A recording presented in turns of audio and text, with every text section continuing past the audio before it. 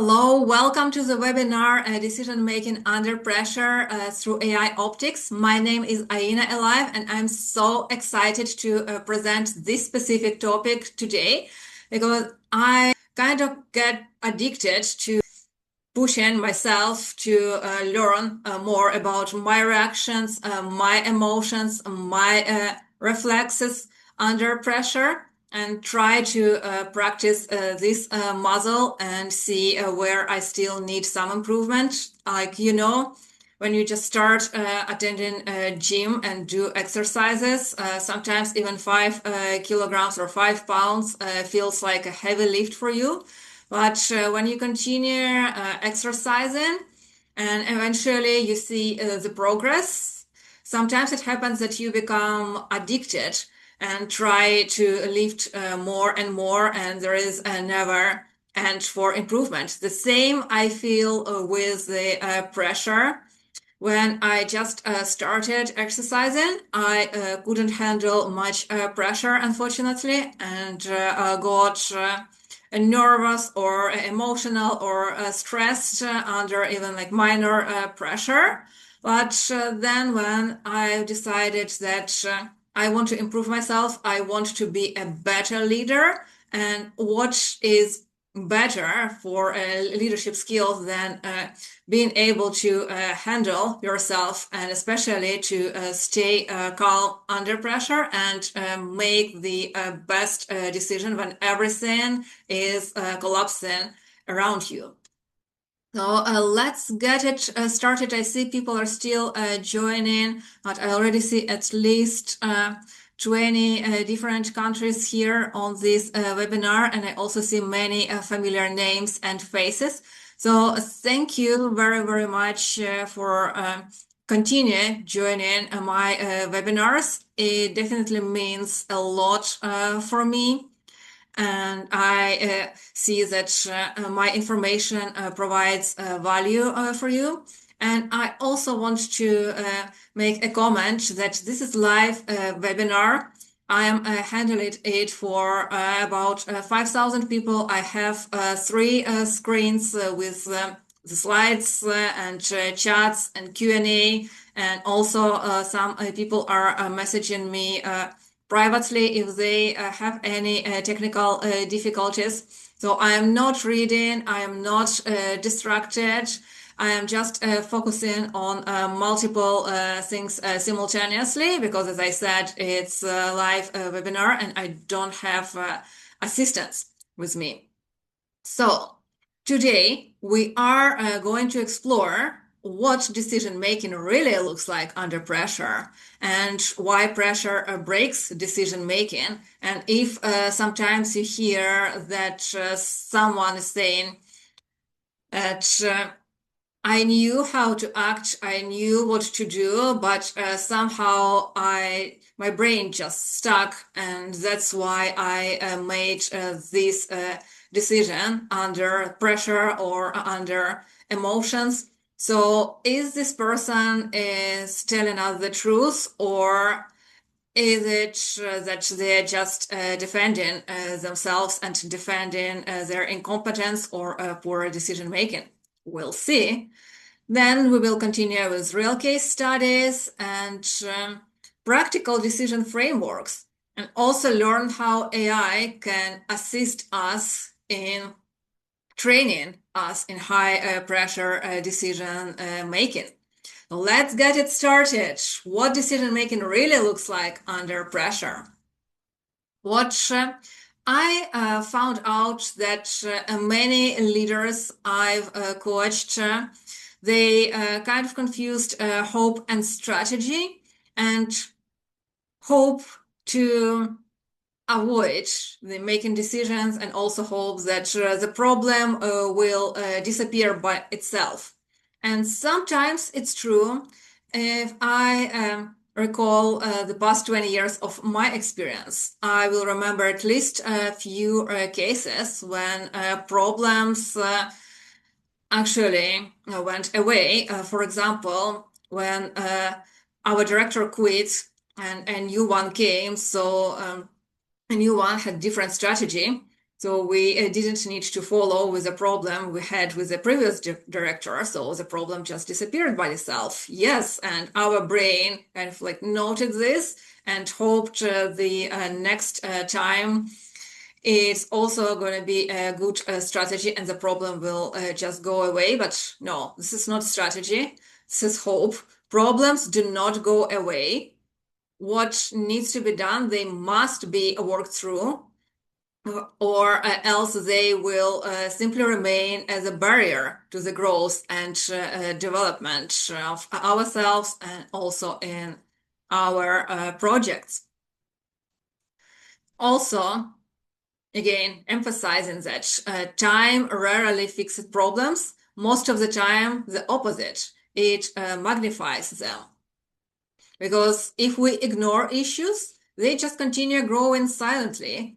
And a slight misalignment today becomes a rework tomorrow. And also an unanswered email today becomes a delay. And unspoken discomfort becomes a conflict.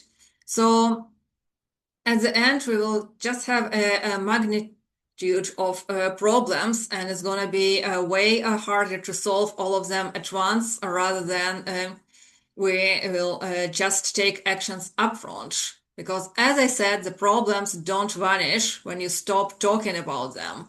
They just simply become unmanageable.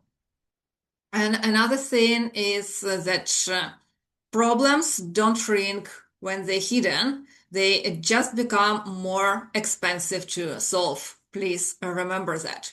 But why, again, we are trying to hide the problems, except the situation, what I already explained, that we had some positive scenario, positive examples when we've been procrastinating and the problems disappeared by themselves. Another reason is that behind every problem that's been avoided lies fear. And fear can be different. Sometimes we are afraid of being seen silly or incompetent. Sometimes we have a blaming culture in our organization. Multiple reasons, but also most decisions aren't made in a calm rooms with full information. That is another layer for our stress. And I think all of you have been in a situation, at least I've been in such situations a lot, when I'm calm, relaxed in my room, sipping my delicious cup of tea and reading the case study or listening to the news, kind of like the reflection on a CEO or a politician or whoever is in charge for the decision making, which unfortunately have been unsuccessful. Everybody feel like they knew the right decision, and it's obvious to choose this way. So why CEOs or politicians or sports coaches, why did they go with a wrong one? What's wrong with these people? And we will learn why we have this bias and why it's happening like that. But remember that now we are retrospecting, we have complete data, we have full information, we are relaxed, there is no chaos around us, there is no tension. So it's easy to reflect and to see different scenarios and choose the right one, especially when you know the end of the story. But when you are making the decision, they're not in the calm rooms. There are other people who are nervous, who are emotional. There is lots of chaos around you, ambiguity, incomplete data, interpersonal tension. So all of this adds stress. And the problem isn't that people are bad or not trained enough in making decisions. The problem is that the environment collapses around us. And I also like the Michael Jordan's quote that under pressure, you don't rise to the occasion, you fall to the level of your training. And if you've never been trained on handling pressure, on staying calm, on understanding and fixing your emotions under pressure, you will just get to your by default settings, freaking out, getting emotional, and what is your by default response. Some people are defensive, some people are the opposite, some people try to run away, some people freeze. So all of these are not working in our favor. And again, if you train like you are training in gym, if you understand your reflex, your reactions, and you train to keep them calm and respond in an appropriate way, this is where your by default training is going to be. And even in my case, I love this topic, and if I consult one-on-one, my language has more variety, more idioms, more example. My body language is different. My voice also sounds differently. Every time when I come to speak to the audience, I get tense a little bit, I get stressed a little bit, and I just automatically go to my by default settings. So my language becomes simpler, my accent becomes stronger, my body language becomes more tensed, and every time when I review my videos after, I think, oh my gosh, how much time I still need to train my by default mode. But let's look how it works neurologically. You don't have to memorize or precisely understand the terms I'm going to use. What you need to understand is we have two systems in our brain when we are working under stress, or when we are calm and nothing is stressing us out. So system two is a logical system, and system one is the default mode network. So what we mean by default? You know that our brain is a very expensive tool if we are talking about energy. So our body needs to provide lots of energy to serve our brain. So it's reasonable that our brain tries to save some energy and not utilize it fully.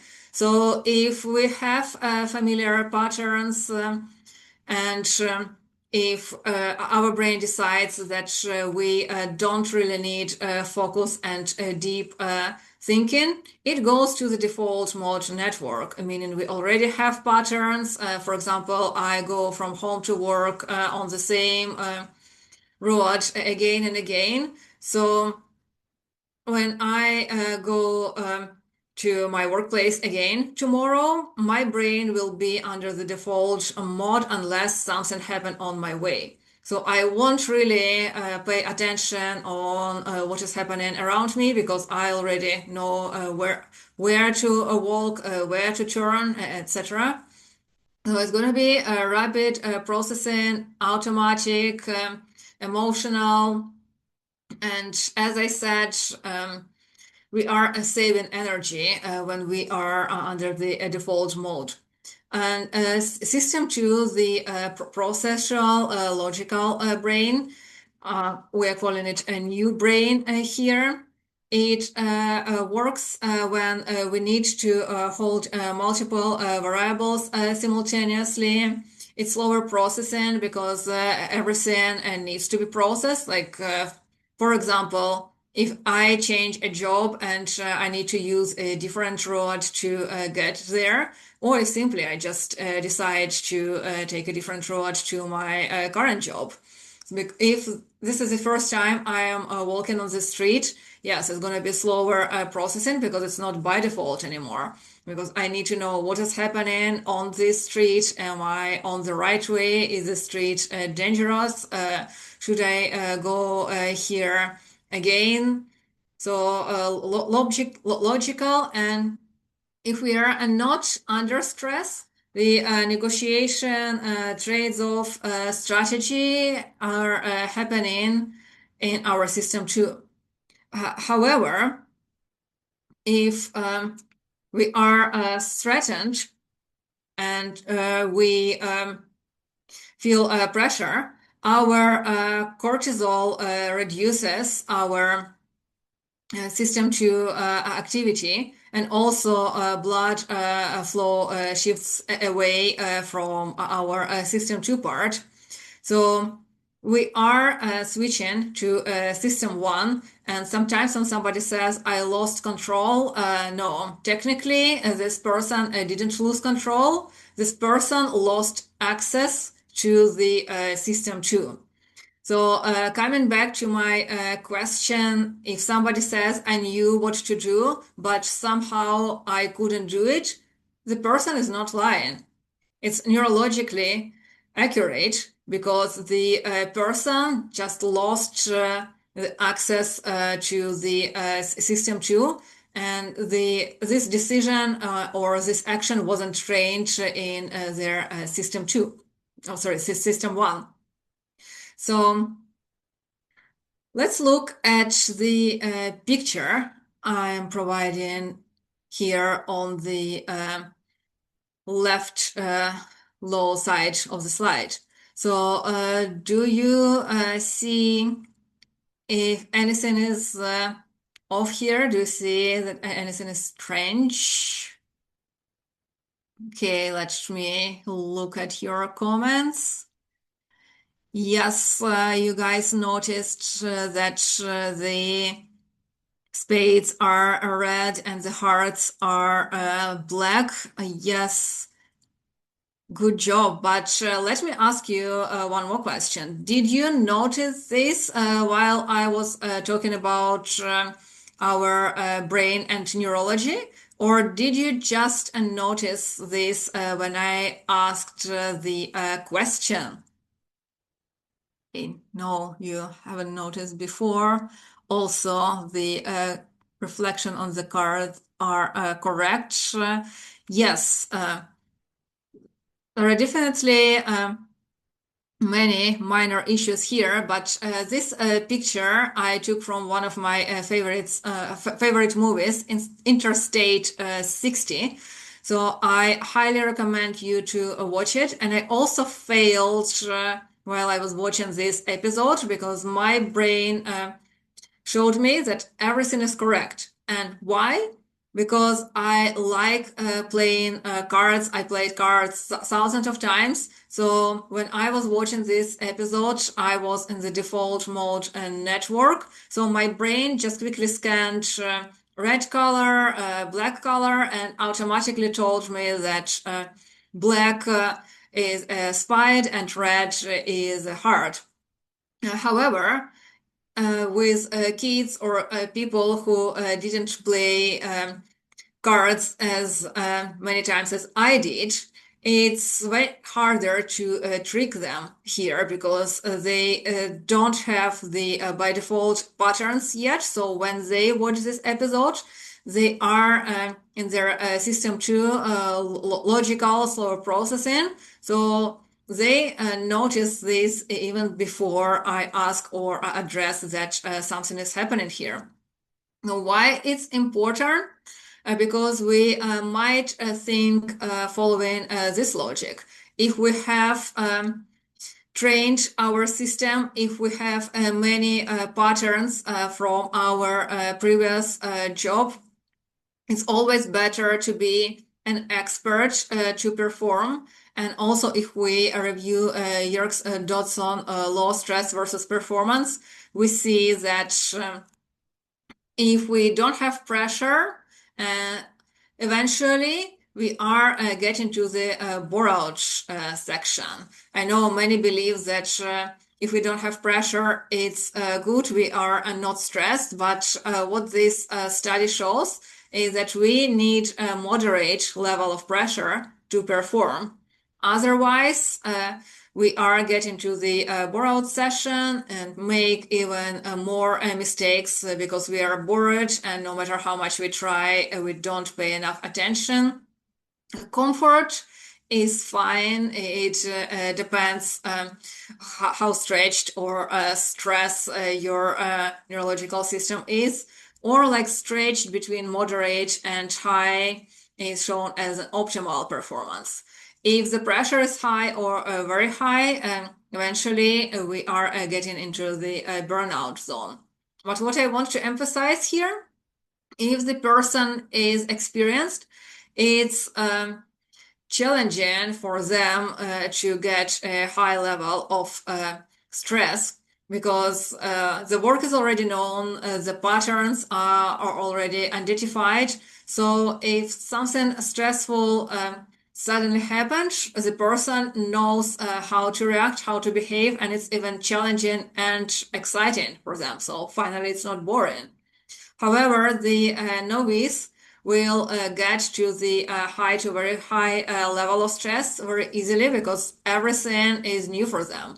Nothing is boring yet. Everything needs to go through the system too, through the logic, taking a very high level of energy from our brain. So again, comparing an expert and the novice, it's more reasonable to hire experts.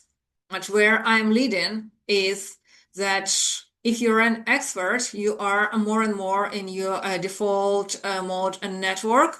And if some black swans, like with this card, happen in your organization, because the experts, they feel like they already had this pattern, their brain will just quickly scan it and provide with a wrong solution or a wrong decision, and the novice will capture this very easily with their fresh eye and address it before it turns out in the disaster. So it's always best practice to place novice and experts in one team, because experts, they recognize the patterns fast and accurate, but they might fall into their pattern bias. And novice, they don't have patterns, but they have fresh eyes, they have fresh ideas, so they can learn from each other. Now, let's look at the very stressful situation which happened with one of my clients. However, I adjusted it and simplified for storytelling, and also to make sure that we are not breaking the NDA my client had with their organization. So, typical situation, 2 a.m. and something is happening at work. In our case, it's a vendor meltdown. 2:04, imagine when your phone starts ringing and being filled with a Slack notification. What happened earlier that night? An internal security review flagged a potential issue with an external AI vendor used in your fraud detection pipeline. This review isn't complete yet, and the findings aren't classified. However, the vendor is already live in production and processing customer data. The public launch tied to this system is scheduled in 72 hours. So you open your phone and you see that in Slack, 2 engineers are arguing about whether the issue reproduces outside of staging. Logs from the vendor don't fully align with its internal monitoring. Compliance is asking whether regulated data pass through the affected component, and our amazing VP keeps posting any update, genuinely wanting to help, but because leaders at this level, they don't have the direct access to what is happening. Most of the time, they just create more noise again, genuinely wanting to help than actually helping. So you also woke up having your sleep being deprived, and you are also not that experienced project manager. So all of these rings, Slack notifications, decision making, security flags a concern if the system continues to run while the issue is unresolved. The exposure window may cross an internal reporting threshold. Engineering department says that they can't take the vendor offline without breaking downstream data flow and losing fraud visibility overnight. Marketing department also notes that press briefing and analyst session are already scheduled ahead of the launch. And obviously, our amazing CIO is on a long-haul flight and unreachable at this moment. And at 2:11 a.m., you have a legal department ask you for a decision. Do we keep the system live until the review is complete or pause the launch path now to contain the risk? And you know that the wrong answer could mean reputational damage, regulatory scrutiny, cascading system failures, financial impact, loss of stakeholder trust, and your phone keep vibrating, and everybody wants clarity from you right now. So you must make the decision before you have enough data to feel comfortable. So now I will pause here. You feel the level of stress. And I'm asking you guys, what are you going to do in this situation? Okay, let me review the comments. Okay, so I see multiple decisions are provided, but most of them, there is no like right or wrong, yes or no, pause or launch, go or non-go. I see we are trying to find a middle ground. Yes, great answers. And we will know what our poor project manager did at the end. But before we move on here, I want to emphasize on some core principles we are misusing when we are thinking about good or bad decisions. And I learned it from the book Any Duke Thinking in Bets. If you haven't read it, I highly recommend to do. It's about the decisions made by poker players who definitely don't have time to think, who never have full information, and who need to decide right now, betting sometimes a very high stake. So the first and the core principle that decisions are not equal to outcomes. Most of us are thinking kind of like in retrospective that if the result was good, it means I made the right decision. And if the result was bad, I made a wrong decision or I made a mistake. But it's not true. You still can make a good decision and have a bad outcome, or the opposite. You can make a bad decision and still get a good outcome. Because sometimes it's just luck. You made a decision to walk at midnight in one of your most dangerous districts in your city and still got home safely. So was it a good decision or a bad decision? I think it was a bad decision, but you just got lucky and got a good outcome. Or the opposite, sometimes you make the best decision possible, but black swan occur out of the blue and you just get a bad outcome. For example, if you decide to invest in the prominent business and you check the data, you talk to specialists, you check the company, a startup or organization, whatever it is, you do the research, you have all data possible at this moment. Everything is showing you a positive result, but then a year later, a black swan happened. For example, if you invested in the aerospace, and then a year later, COVID happened, and you lost your stocks. So at the retrospect, you might blame yourself for the bad decision, but was it actually a bad decision?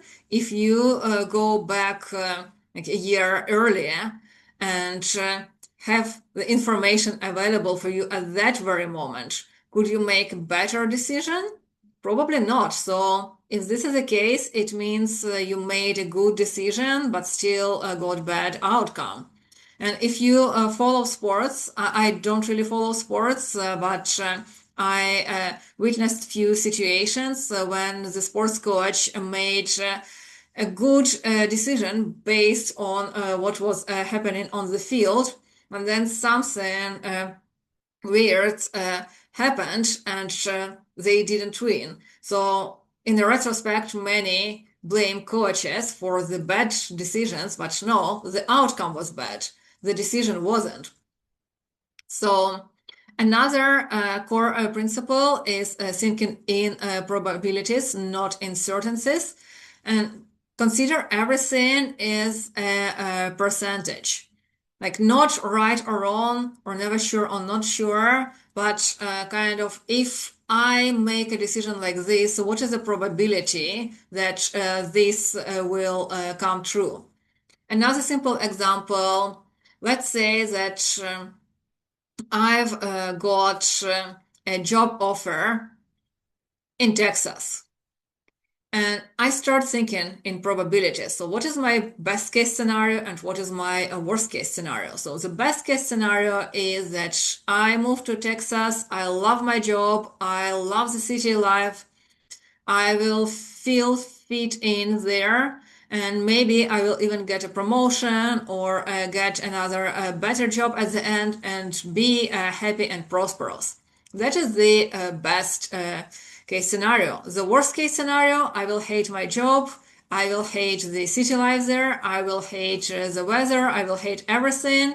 And then I will have to come back home to Toronto, and I will lose some money transitioning back and forth. I will lose my job here, so I will need to spend some time finding another job in Toronto and continue bleeding my income while I'm in the process. So this is the worst case scenario. What are other alternative scenarios? I might like a job, but I might not like the city, or the opposite. I might like the city, but I might not like the job. So, what is going to happen then? If I like the job, but I don't like the city, am I going to be happy there? Will I continue living there, or it will be impossible, so I will have to go back to Toronto? Or the opposite, if I don't like the job but like the city life and like the weather, so would I stay there and just look for another job? Or is it even possible, knowing that I am not a US citizen, I'm a Canadian citizen? So would I be able to find another job there, or should I still go back to Toronto? And other different scenarios, I won't take our time here describing all of them.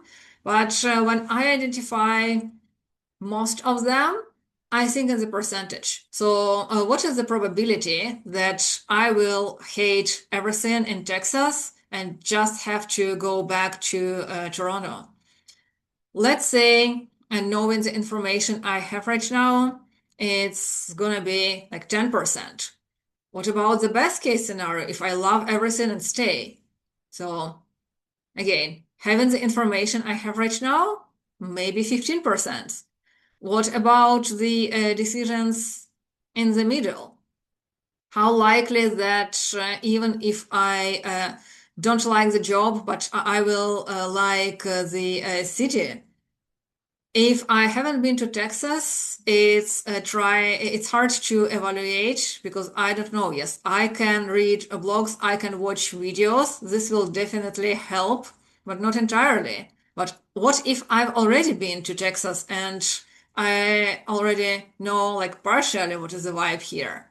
This provides me more data and more precise certainty on whether this is happening or not. And when I think in probabilities, I might also continue with risk identification, analysis, impact, ownership. So that is the process of thinking in probabilities and helping me to make right possible decision in the situation. Also, pre-mortem, a question to ask yourself, what would have caused this decision to fall or to fail before I made it final. So again, kind of like a risk identification, answering this question. The 10-10-10 rule, or the importance of any decision, like how will I view this in 10 minutes, in 10 months, in 10 years. Now, moving to Texas, definitely it's a big decision. It will affect me in 10 months, and who knows, maybe even in 10 years. But if it's something small, so why not just to try, and especially if it's easy to reverse. What I also found out that some leaders, they don't ask themselves questions. They don't provide the scenarios. They when they're under pressure, they just continue spinning the questions. So, for example, should I move to Texas or shouldn't I? And continue. So, should I or shouldn't I? You know, this existential Hamlet's question: to be or not to be or not to be, or should I hire this employee or shouldn't I? No, that is their like decision making process. But no, I have to be blunt here. It's not a decision making process. It's a spinning process, and it's also a guessing process. So what I do in this case, I just download the crystal ball application from my client and ask a crystal ball. So should they hire this employee or no? And they look surprised at me, like, we hired you to consult and you're doing that. And definitely it's a joke. I'm not teaching you to ask crystal balls or any other tools. So yeah, I don't have a crystal ball with me, but I have tarot cards. So whatever tool to predict we have, so if you ask me, if I ask myself, should I go to Texas or no, I will just take a card, and what is this? So yes, the card gave me the answer to go to Texas. I will be happy there. So the card shows that it doesn't say anything about my job. I will need to take another card to see this, but it shows that I will like the city life and will feel like I fit in there to the society and to environment. But again, it's just a joke. I'm not teaching you to use tarot cards to predict or to make your decisions.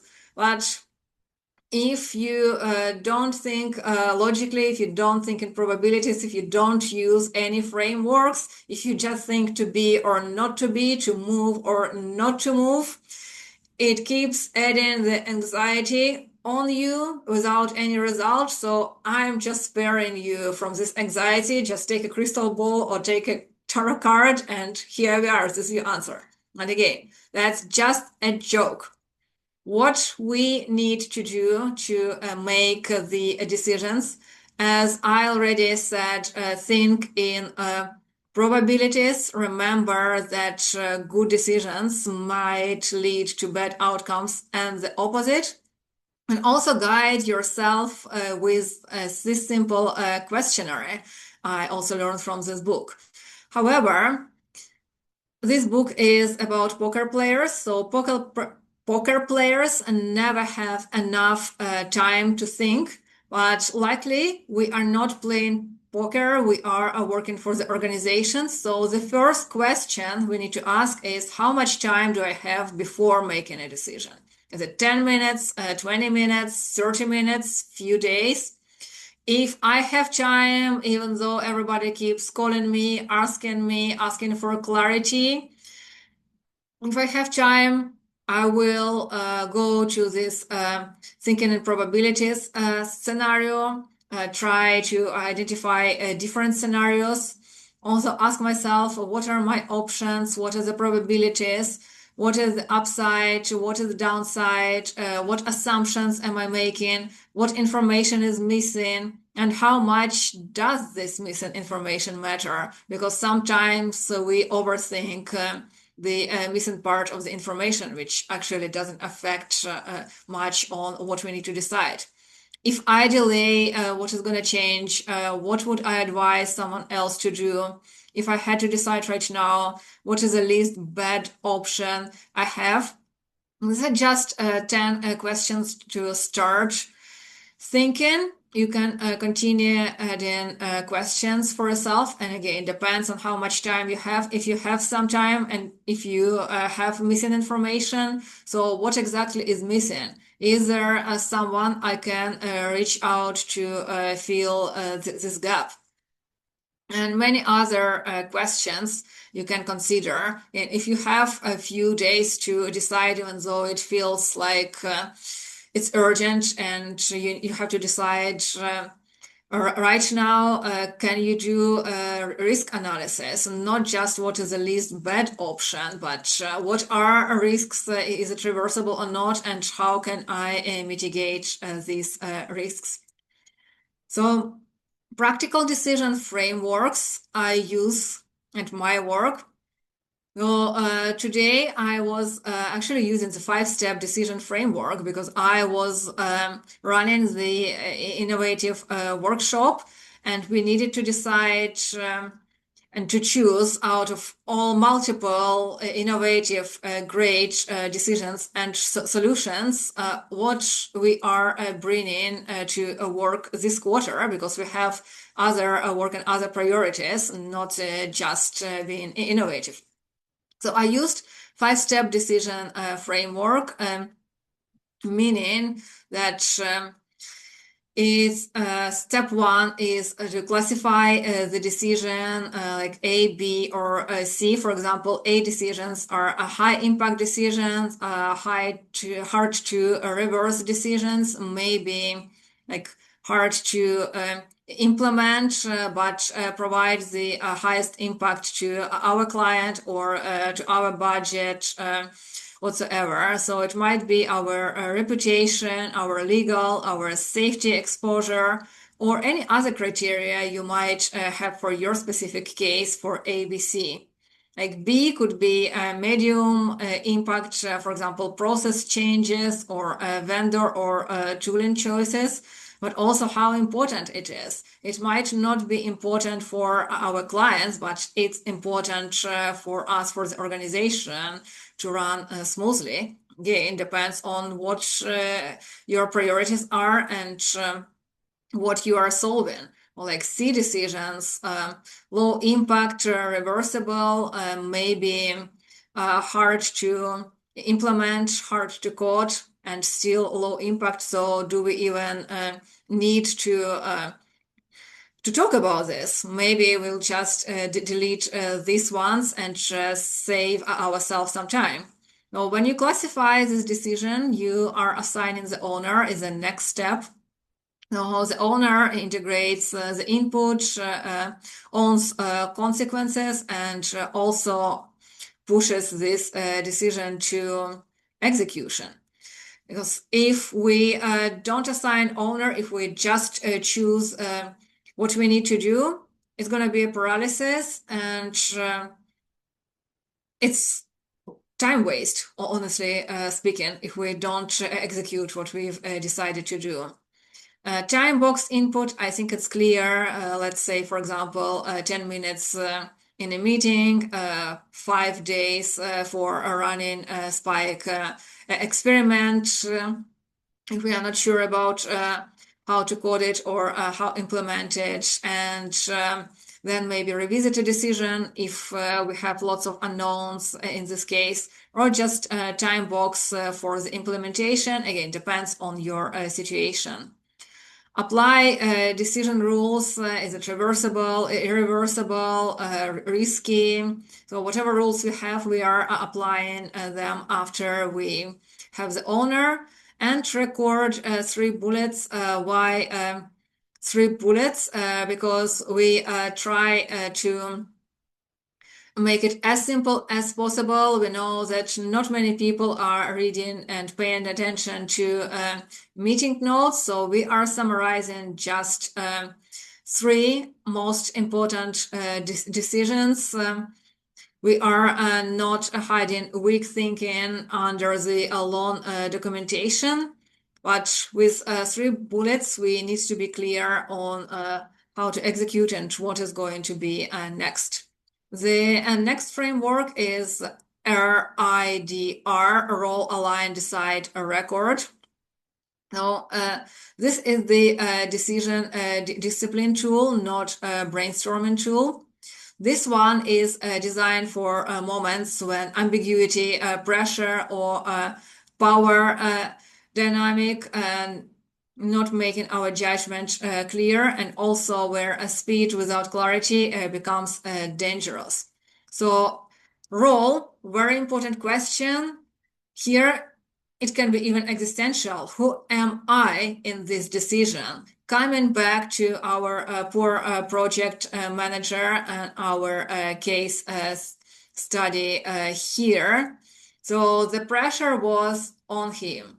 The clarity been asked from him. The decision been asked from him. But if we're able to pause here and think, who am I in this situation? Am I really a decision maker? Or am I, let's say, just a consultant? Or am I a middle chain? Or am I someone who everybody are coming to because I'm a front man, but am I really a decision maker? Am I the owner here? What am I deciding? Am I deciding for outcomes, process, people safety? What am I accountable for the results or only for input quality? No, many questions about my role or whoever roles we are talking about. Maybe we are the team and we don't have clarity on roles here. Then it goes alignment. So what must this decision be aligned with?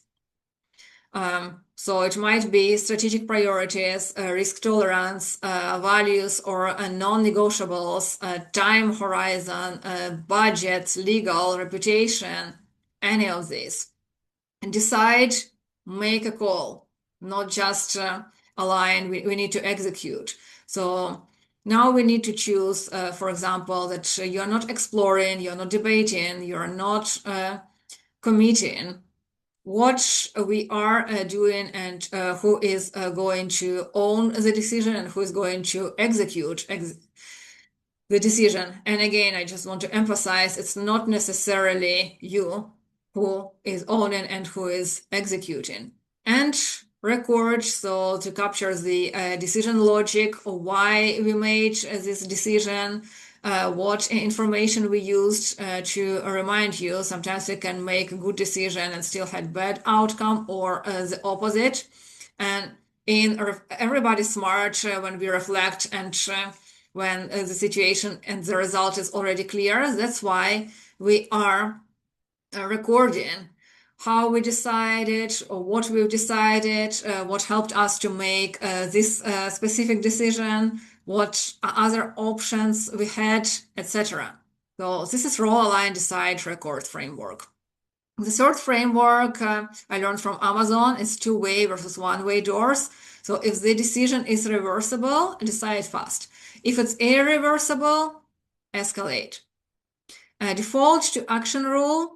This one, again, it might be for the brainstorming, but it's not for voting. It's when there is one owner of the decision or already aligned and why it's helpful. It prevents a role confusion.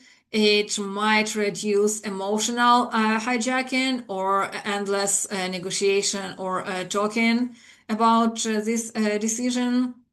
It works for the hierarchical organizations, for the executives high stakes environments. So in comparison with role-aligned design record, rather doesn't make decision faster. It makes them clearer and cleaner, and therefore safer to move fast on. Default to action rule is a decision velocity safeguard, I would say. It doesn't propose harmony. It's momentum with accountability. It's when we need to decide something and stick with this. So the team might explore, debate, disagree, provide different solutions, but then there is already a predefined owner and predefined cutoff. So no vote, no endless alignment, just the discussion and then the decision and go with this. Few more frameworks to consider. You probably heard about most of them. So rapid, recommend, agree, perform, input, and decide. Decide is another framework. It's not a decide from rapid.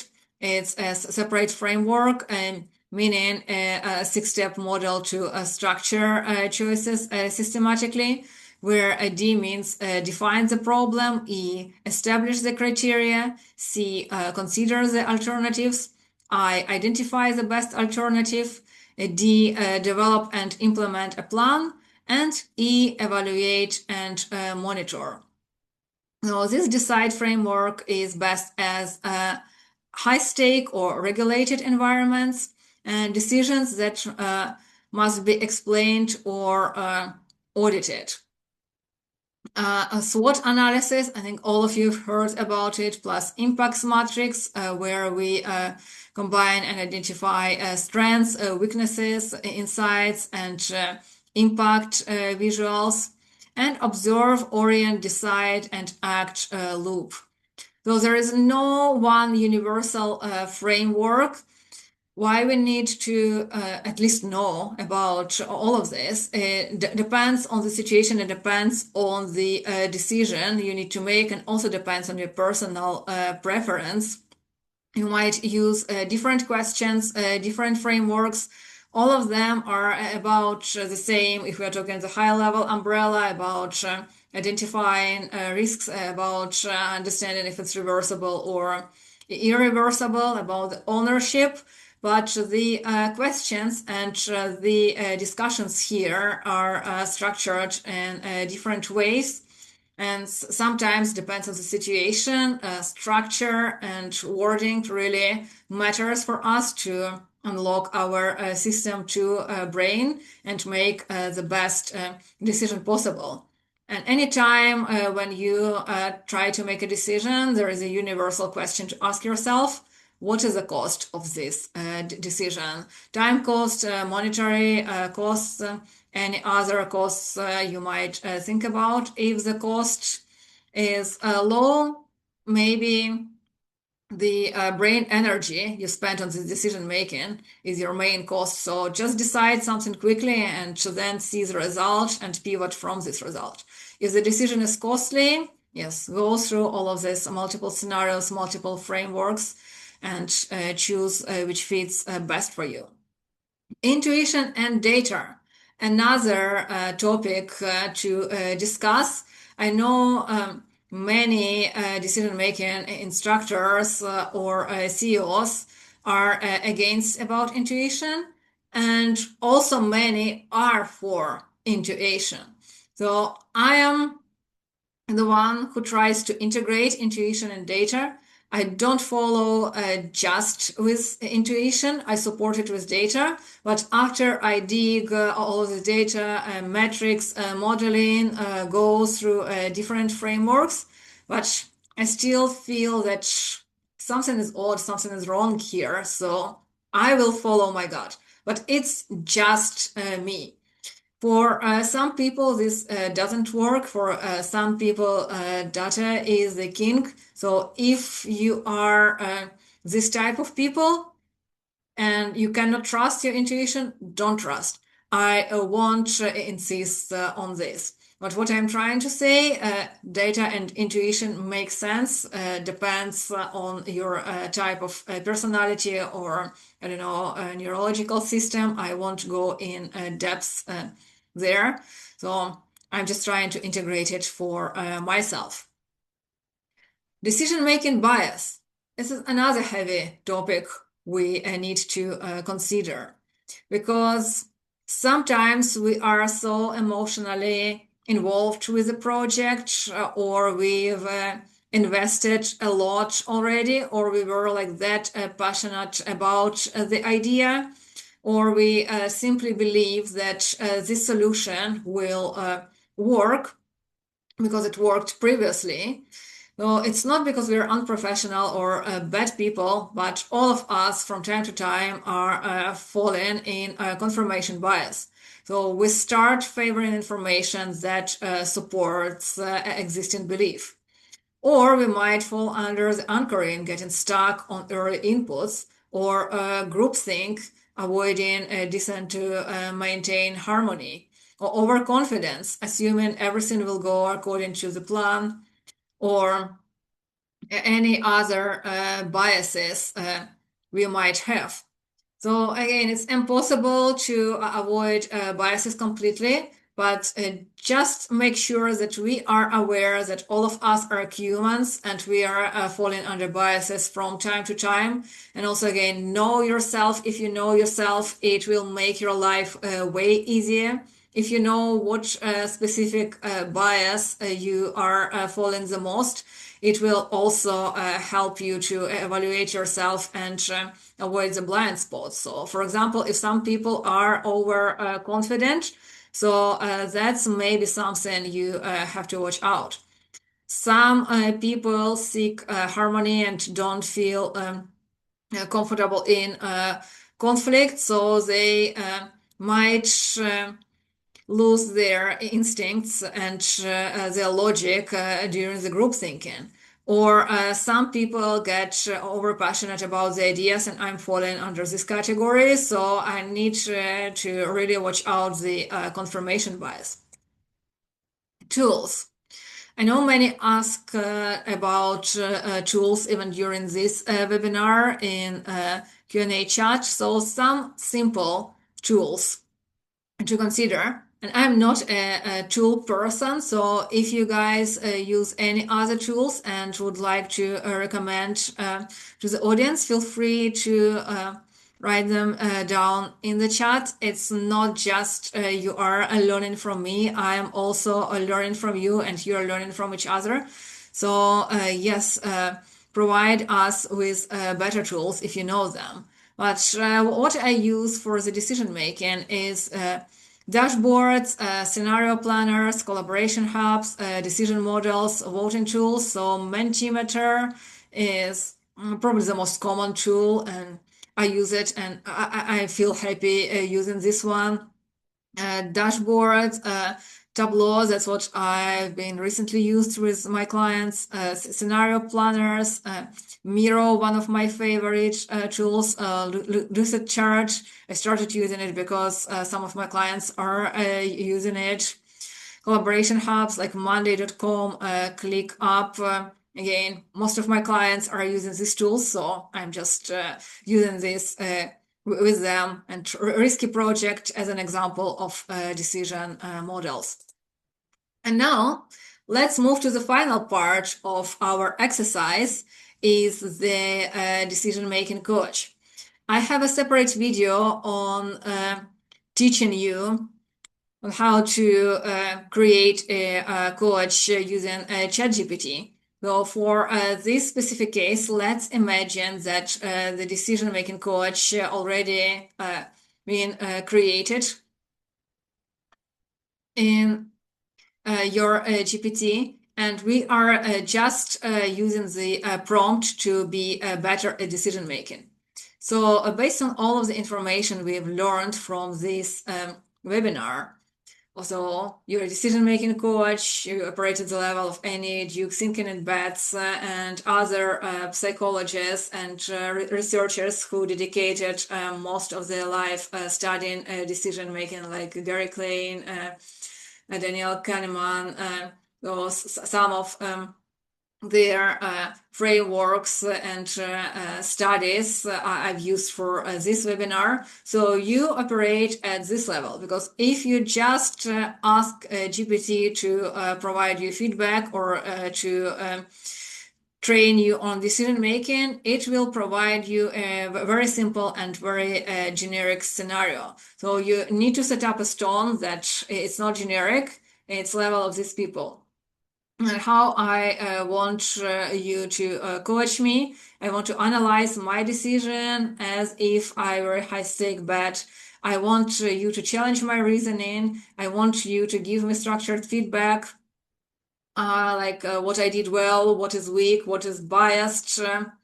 Remember, your biases are very important. What I'm not seeing, offer alternatives, because we don't want just to stuck with confirmation bias or just one scenario. We want to play devil's advocate, so generate at least 3 options I didn't consider. Teach a relevant model, ask for my next decision iteration. If I'm making a novice mistake, point out bluntly but constructively. If I'm avoiding responsibility or clarity, if the situation is high pressure, simulate constraints, and at the end, help me to choose a final decision and document in 3 bullets. So we are taking this prompt and going to our GPT. Sorry, just give me a second to capture these notes.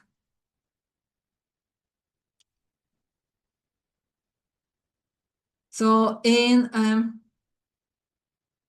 here, let's say that we already have this decision-making coach. So we are just placing the prompt and the scenario to AM Venture Meltdown, what we already discussed.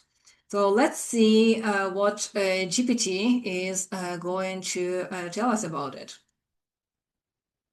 So good, I'll coach this exactly the way you asked, not theatrics, not textbook, and not false certainty. So frame the decision correctly. Most people fail here. Okay, this is not do we pause or launch or push forward. Yes, that's what most of you identified when we were talking about it. That framing is novice level. Yes, we need to find a middle ground. As GPT says, this is a compound decision under uncertainty, operational decision, risk decision, narrative decision, a reversibility decision. We need to clarify this decision, like time pressure, minutes, not hours, cognitive loss, reversibility, vendor shutdown is partially reversible, but data loss and restart risk, public launch delay, security breach, etc. So what we know, we don't know, and are pretended not to know. So the facts we know: audit failed fact, findings unclear fact, etc. Unknowns which are critical: is this a control failure or active vulnerability? Is customer data currently exposed, etc. Hidden assumptions, I will call out blindly. If we don't shut it down, we are taking a risk, but if we do, we destroy the system. So this is false and created by stress. Good job, GPT.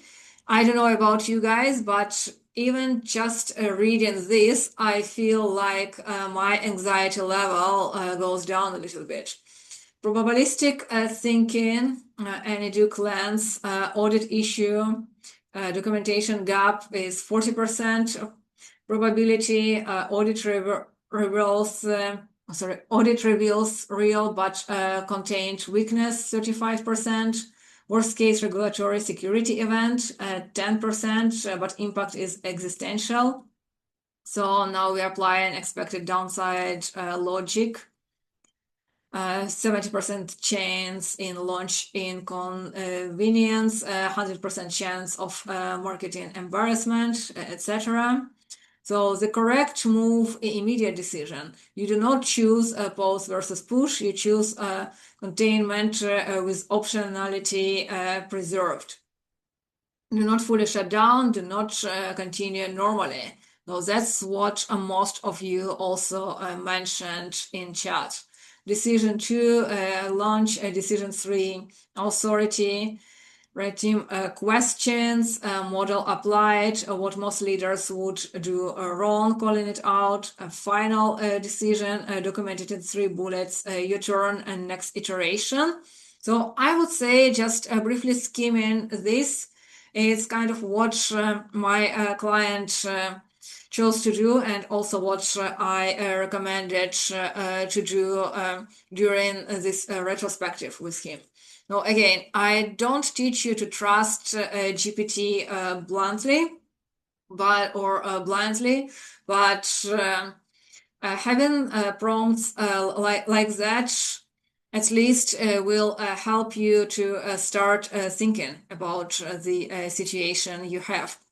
And also knowing that if you're under stress and everybody else are under stress with you, and you try to talk to someone and it's 2 a.m., your coach, if you have one, is unavailable and nobody else external is unavailable, you might feel pressure. But just talking to GPT, just reading what GPT provides already helps me to normalize my breathing, to start thinking logically, slowly switch from system 1 to system 2, and avoid panicking, and having confidence that the situation can be solved. And it's time for Q&A already, so thank you very much. I will proceed to questions and answers shortly.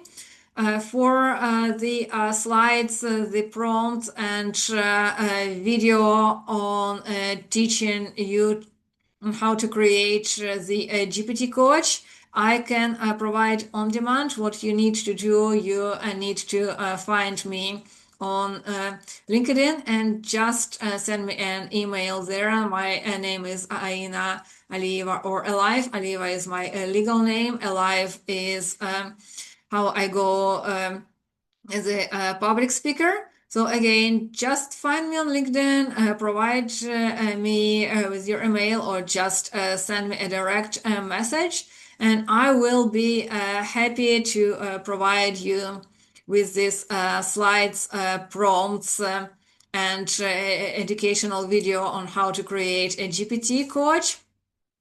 And also, if you are interested in my future webinars, again, follow and send me a direct message on LinkedIn, and I will provide you the information on the next topics and next days. So the next topics are negotiations through the AI optics, cybersecurity in AI world, and conflicts also through AI optics. So if you are interested, again, provide me a direct message on LinkedIn, and I will be happy to see you in my next series. Thank you very, very much, and talk soon. Bye now.